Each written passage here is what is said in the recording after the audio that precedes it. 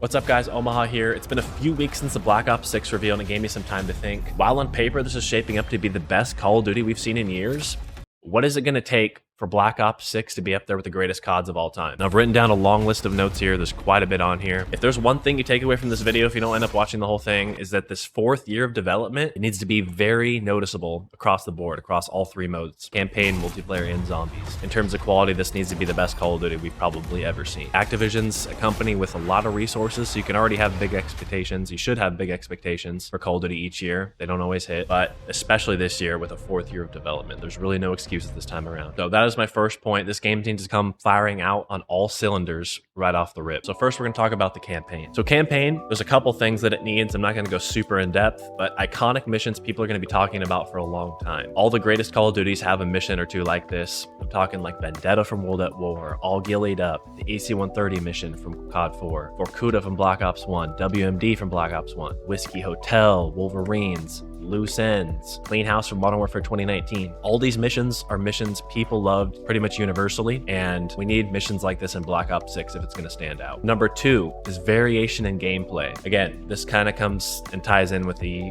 previous thing I said. There needs to be different set pieces across the world that spices up the gameplay.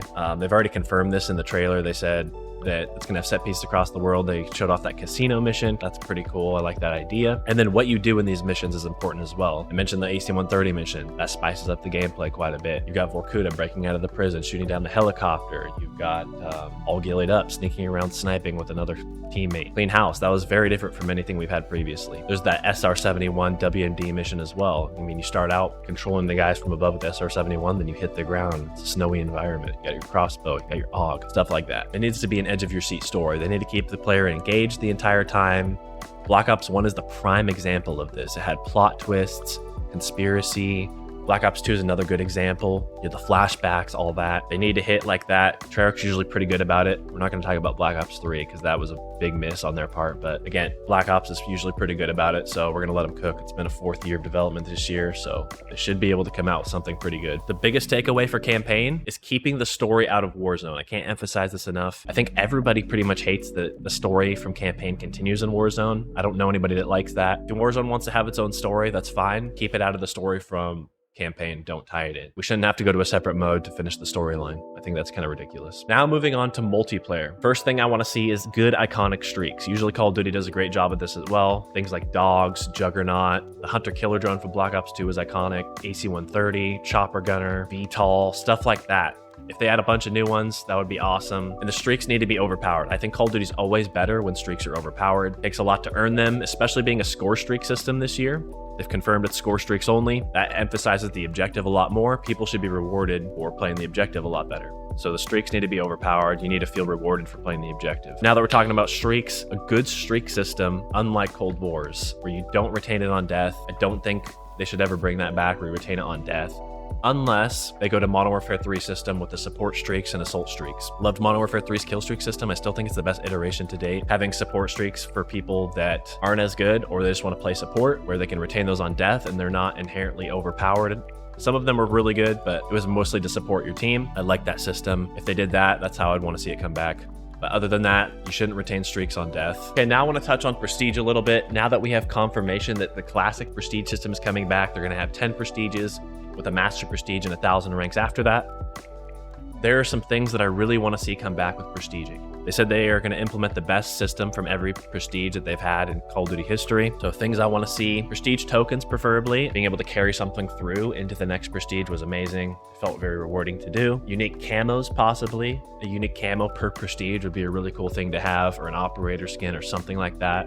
Hopefully not outshined by stuff in the shop. I know Call of Duty has a history of adding cool things for rewards and then outshining it with stuff that comes to the shop. That's probably going to happen, but hopefully it doesn't. Other things I'd like to see as rewards for Prestige are probably titles, emblems. Probably most of all is more creative classes. I don't like being locked at 10 creative classes, and while we're on the subject of that, I want more creative classes in general. Black Ops 2, I think, had the best system when it came to creative classes. You got 10 pages. Each page had 10 creative classes, so that was 100 classes. Before you loaded into a match, whatever page you had equipped is the 10 creative classes you could change between on the match. So I'd have page 1 for Search and Destroy, have that equipped, and then you go into Search and Destroy match. You can switch between any of those 10 classes. You have a whole page set for Team Deathmatch, so you can switch between those 10. I don't know if that's ever going to come back because we have the option to change our class mid-match. I think that's the reasoning behind not bringing it back, but I still think they should bring it back because I find myself changing my classes after every match pretty much. I hate using the same guns over and over, so I'd love to have more creative classes in general. Okay, on to perks. There needs to be a good perk system, and by that I mean almost anything except Modern Warfare 2's perk system, the last Modern Warfare 2. I don't think that'll ever come back, thankfully. I think they kind of got the hint. People didn't like it. We need to have dead silence. I think Modern Warfare 2019, one of the biggest things it suffered from was not having dead silence as a perk. I think that would have made a lot more people like the game more and reduced the campiness a little bit. Perks like piercing vision from Vanguard, we should never see perks like that again. I don't think that perk will ever come back, but things like Sit Rep Pro, you know, Recon Pro, those are from Modern Warfare 3. Crazy perks like that, I don't ever want to see again. I'm sure they'll find a way to add something like that in the future for a future Call of Duty. Hopefully they don't. Ghost while moving, I think Ghost needs to be active only while moving. Basically, all in all, as long as we don't get the Modern Warfare 2 perk system, I think we're going to be okay. The nuke needs to come back in this game, and it needs to have reward associated with it. So that means a title. There needs to be a title at least.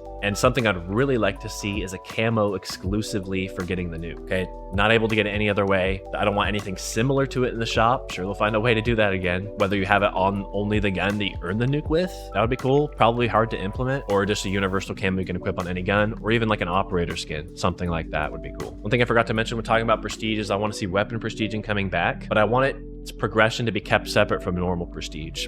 Back in the older CODs, some of the older CODs, you can prestige a weapon and get something like your clan tag on your gun, or, you know, putting other things on your gun. So I think that needs to come back, but keep the progression separate from prestige. So when you prestige normally and you earn that weapon back again, you're the same level you were before you prestiged, unless you prestige the weapon as well. Now let's move on to maps. They've already confirmed there's 16 original maps coming to this game. I know Nuketown's coming at some point. I don't know if it's at launch or later, probably like within a month if it does come later. But these 16 original maps need to be good, obviously. They're going to go back towards the 3-lane design is what I've heard, which is a good sign. Treyarch is usually pretty good at making maps. As for how they add maps post-launch, I think they need to go to a system of a 3-to-1 ratio of original maps versus remastered maps.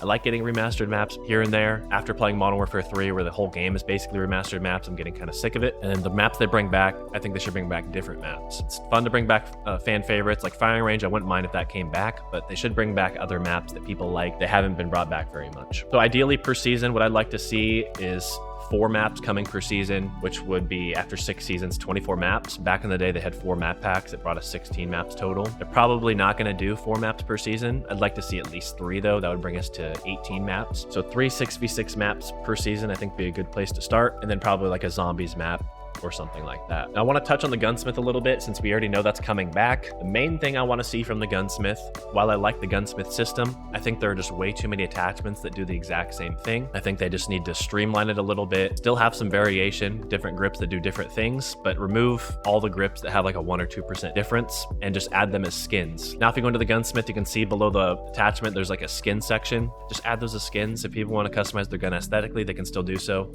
But you don't have to scroll through 50 attachments to get to the one you really want. So streamline the attachments a little bit. The exception to that, I would say, is probably the optics section.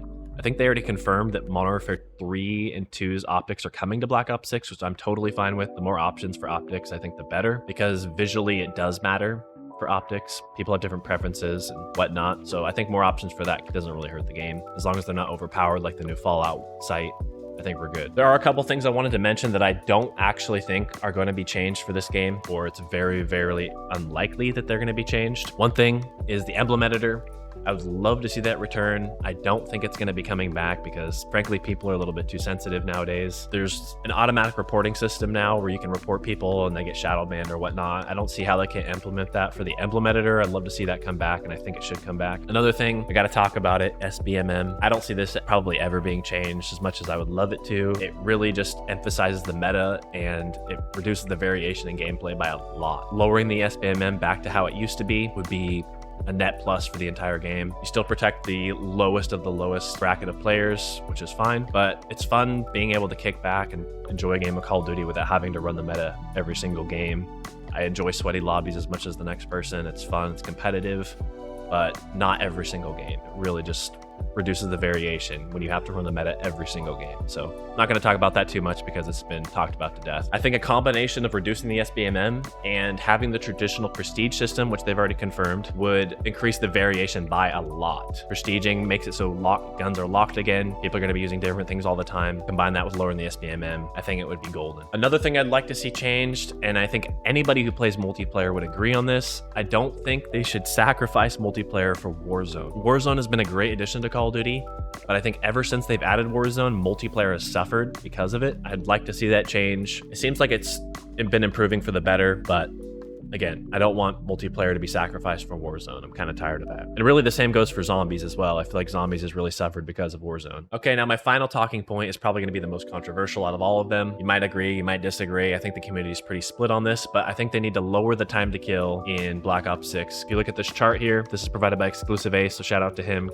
Go watch his videos. He's the goat of pretty much anything to do with stats on Call of Duty. This is the average time to kill for ARs across every Call of Duty multiplayer. If you look on the chart, Black Ops 4 was the highest, Cold War second highest, Modern Warfare 3, Beta, which is I think the same as it is now, is the third highest. I think it's too high. I don't want to have to use half a magazine to kill one guy. I'm not trying to play Halo, otherwise I would. I think a lot of people say higher time to kill equals higher skill, which I agree and disagree. But I think Call of Duty traditionally just always played better with a lower time to kill.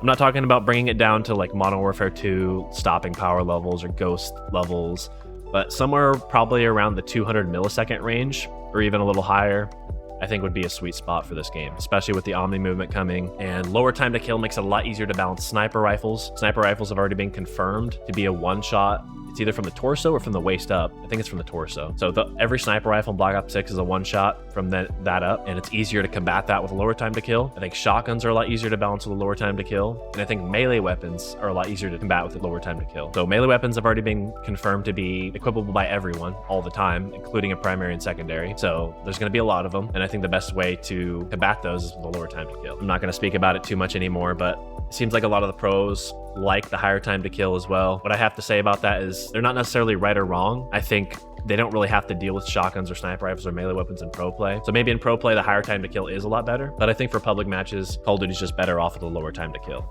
Again, it doesn't have to be as low as some of the lowest values that we've had, but I think somewhere in the middle ground would be a good spot for it. That is everything I wanted to talk about for multiplayer. Now onto zombies. I don't have a whole lot to say about zombies. I'm not the greatest zombies player ever. I don't play zombies nonstop. I'm not grinding zombies left and right, but zombies is already looking great this year. We've got 2 maps coming. We've got Gobblegums coming back, and it's round-based zombies, which is the biggest thing. That's probably my main ask, and they've already delivered on that. They need great Easter eggs, preferably multiple wonder weapons, like Derize and Drock had the 4 bows, Origins had the 4 stabs. Both are great Easter eggs. I think Mob of the Dead is probably my favorite Easter egg we've ever had. So for me, that is like the pinnacle. I'd love to see something of that quality. And then the other point I want to make is I want them to make the focus on going to higher rounds again. Seems like we've kind of strayed away from that recently. That's all I have to say. Thank you guys so much for watching this video. Drop a like if you agree with the stuff I said, or if you enjoyed the video, and let me know down in the comments if there's anything I missed or if there's anything you want to see specifically in Black Ops 6. Subscribe if you want to see more Call of Duty content. Peace out.